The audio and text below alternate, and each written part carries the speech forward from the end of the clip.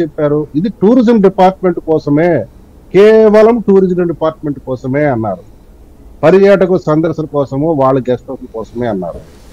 మరి ఈ రోజు ఏం చెప్తున్నారు? సీఎం క్యాంప్ ఆఫీస్ కోసం చెప్తున్నారు, కొత్తగా నాలుక బట్ట పెట్టి. సరే, మా సోదరుడు ఏదో గత ప్రభుత్వం జరిగింది, అది జరిగింది. మరి నీ ప్రభుత్వం ఉన్నప్పుడు చర్యలు తీసుకోవాల్సింది, డబ్బులు రికవరీ కోసం. ఇప్పుడు కోడెల కోసం రికవరీకి ప్రయత్నం చేశారు కదా, కోడెల చనిపోయే వరకు మానసికంగా హింసించారు కదా.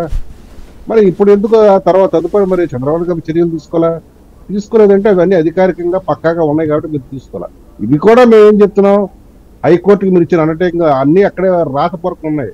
ఇప్పుడు వాటి మీద నిగ్గు తేలాల.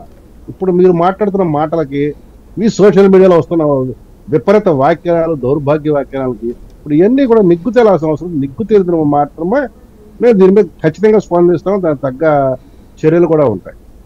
రైట్. ఫైనల్ గా ఇప్పుడు అక్రమ నిర్మాణం అయితే ఇప్పుడు నదీ పరివాహ చట్టాన్ని ఉల్లంఘించి అరోజు చేశారు కాబట్టి అది అక్రమ నిర్మాణం. అది జనసేన నాయకుడు ఎవరైతే వైజాగ్ బొలిశెట్టి గారు కూడా గ్రీన్ ట్రిబ్యునల్ కి కంప్లైంట్ కూడా ఇచ్చారు, కోర్టులో కేసు కూడా వేసినట్టున్నారు దాని మీద.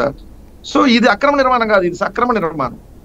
రిషికొండ మీద ఆల్రెడీ అంతకుముందు ఉంది, అంతకుముందు ఆల్రెడీ రిషికొండ మీద నిర్మాణాలు చేపట్టకూడదని ఎక్కడా లేదు. ఎందుకంటే ఉన్న నిర్మాణాలను కూల్చారు.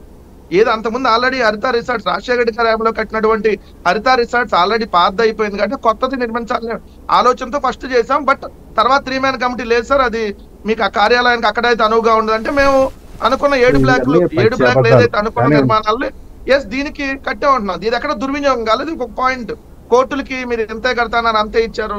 ఇప్పుడు న్యాయస్థానాలకి వెళ్ళి దాని మీద కూడా వెళ్ళండి, ఎంతే కట్టారని మిగిలిన పడేయమంటారని అడగదు దయచేసి. ఎందుకంటే మీరు అన్నట్టుగా ప్రజాధనాన్ని దుర్వినియోగం మీరే చెప్పారు కాబట్టి.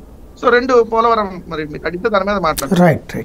లేకపోతే పోలవరం అన్నటువంటి అంశం ప్రధానమైంది. ఇప్పుడు తాజాగా చంద్రబాబు గారు సోమవారం పోలవరం గతంలో తరహాలోనే మళ్ళీ విజిట్ ప్రారంభించారు. ఈ విజిట్ సందర్భంగా తేలింది ఏంటంటే అక్కడ ఉన్నటువంటి ఏదైతే అంతకుముందు 2019-20లో దెబ్బతిన్నటువంటి డయాఫ్రమ్ వాలు, లేకపోతే అక్కడే ఉన్నటువంటి కాపర్ డ్యామ్, ఈ రెండిటి కారణంగా మళ్ళీ అవన్నీ సెట్రైట్ కావడానికి 4 సంవత్సరాలు పడుతుంది అన్నటువంటిది.